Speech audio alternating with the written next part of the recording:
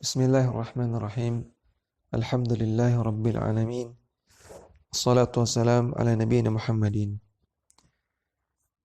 Kembali kita membaca kitab Syurut La ilaha illallah wa Nawaqidul Islam karya Syekh Muhammad Sa'id Raslan hafizahullahu taala.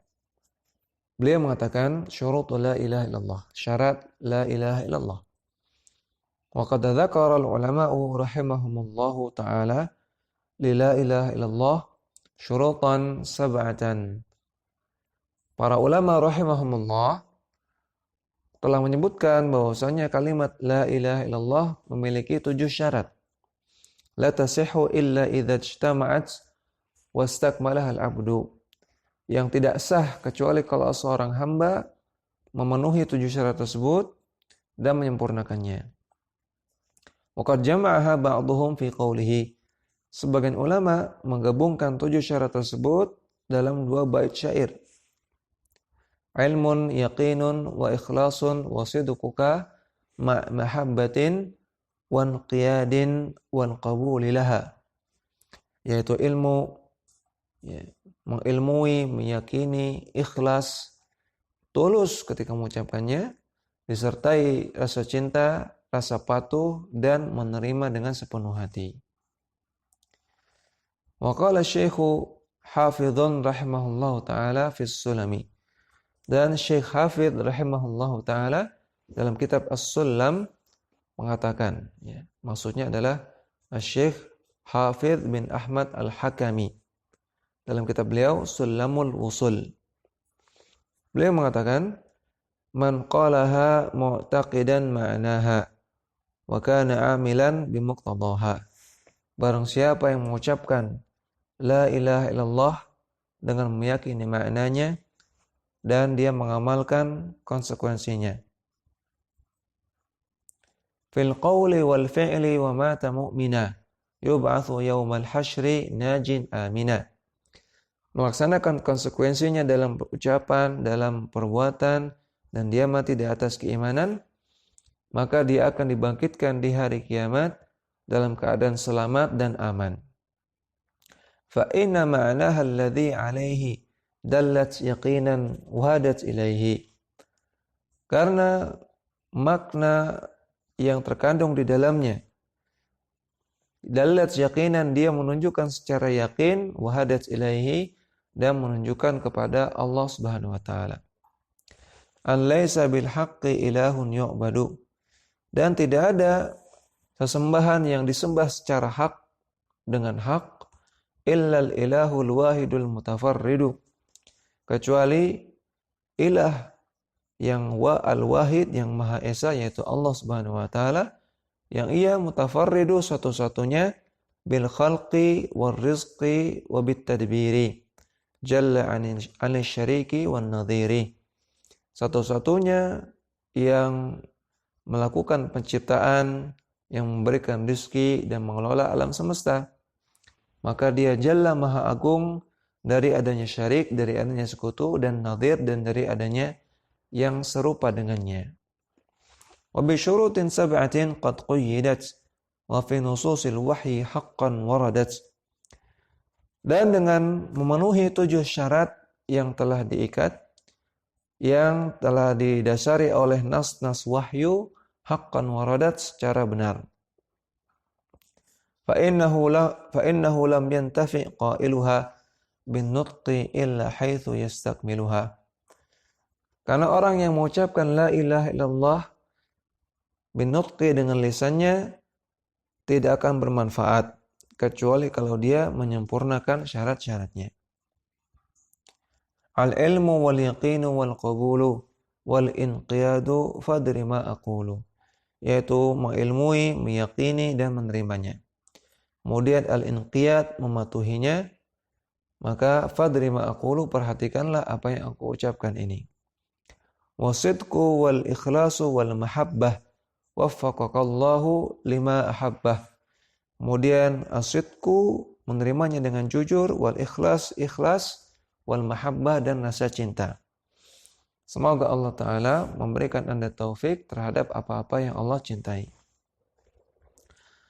Wa amma tafsilu tilka syuruti, adapun rincian dari syarat-syarat ini, fa awwaluha al-ilmu. Syarat yang pertama adalah al-ilmu. Apa itu al-ilmu? Al-ilmu bila ilaha illallah bima'naha nafyan wa itsbatan wal ilmu bima tastalzimuhu minal amali.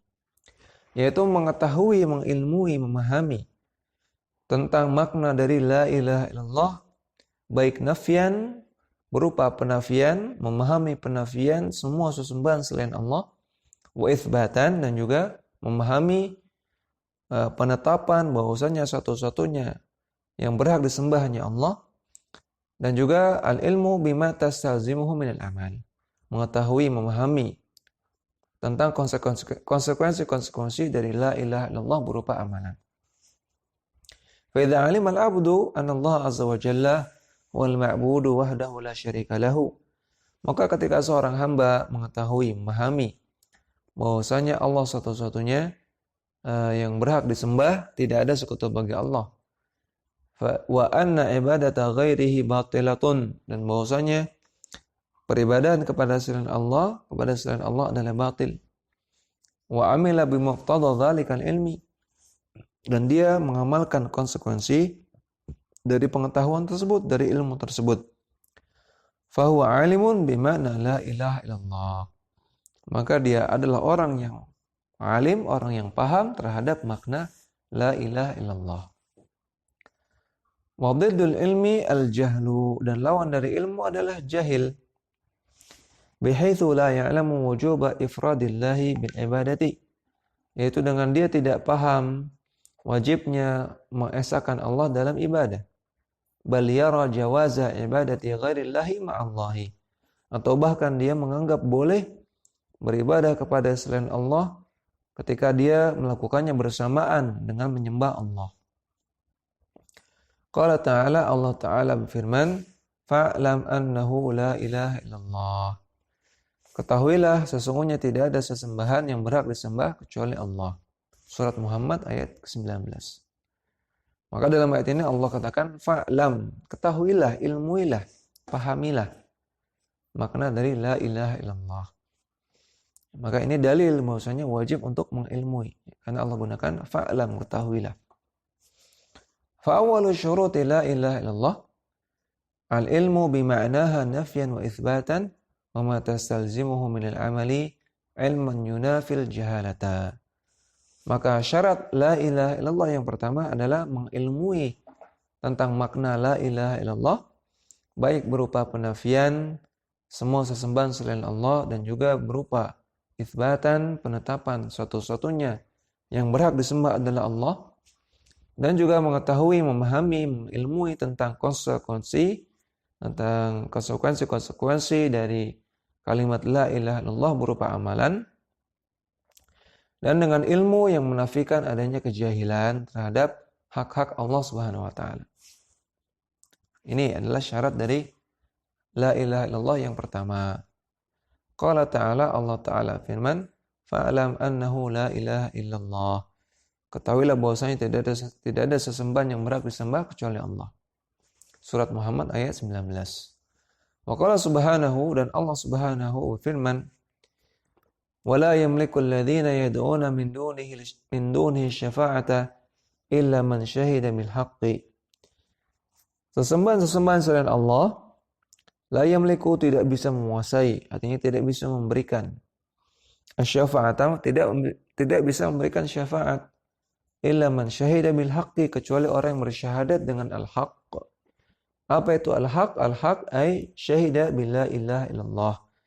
Artinya bersyahadat la ilaha illallah wa hum ya'lamun, dalam keadaan mereka ya'lamun, mengetahui.